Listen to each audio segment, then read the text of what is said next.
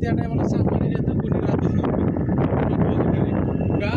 गड हा एक प्रशासकीय अधिकाऱ्याचा ठिकाण होता. आसपासच्या सगळ्या परिसरामध्ये राज्यकारणात त्यांचं सोयी व्यवस्थित चालण्यासाठी गड हे प्रशासकीय अधिकाऱ्याचं किंवा प्रशासकीय ठिकाण म्हणून समजलं जातं. गडावरती राहणार कोण, किल्लेदार, मुजुमदार, जे इथं मंत्रिमंडळ आहे ना, ते सगळे इथं राहणार किंवा गडावरची न्यायनिवाडे किंवा राजघराण्यातली व्यक्ती, आसपासचे सामंत जे लोक असायचे देशमुख वगैरे त्यांचे राजघराणे राहणार. तर गोष्ट अशी होती की सामान्य लोकांना गडावरती राहण्यासाठी त्या टायमाला मज्जा बसायचा. गडावर फक्त सैनिक, राजघराणे किंवा अधिकारी अशाच राहण्यासाठी वरती व्यवस्था असायची.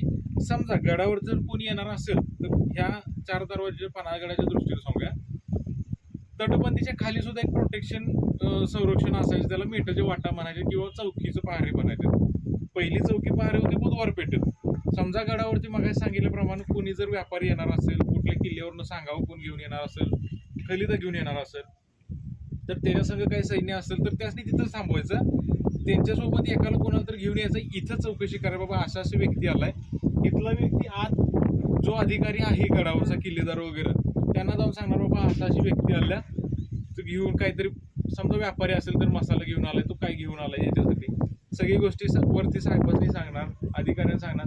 त्यांचा होकार आल्यानंतर इथं येणार परत. त्याला जर समजा खाली बुधवार पेठेत थांबवलं असेल तर त्याला परत इथं घेऊन येणार, मग त्याला ऍक्सेस भेटणार.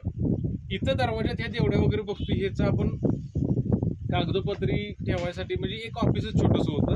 इथं त्यांची लेखी होणार बाबा हा माणूस असा असा. आता कुठल्या ऑफिसमध्ये गेलो तर आजकाल आपण बघतोय नाव नोंदवल्याशिवाय आत एंट्री होत नाही.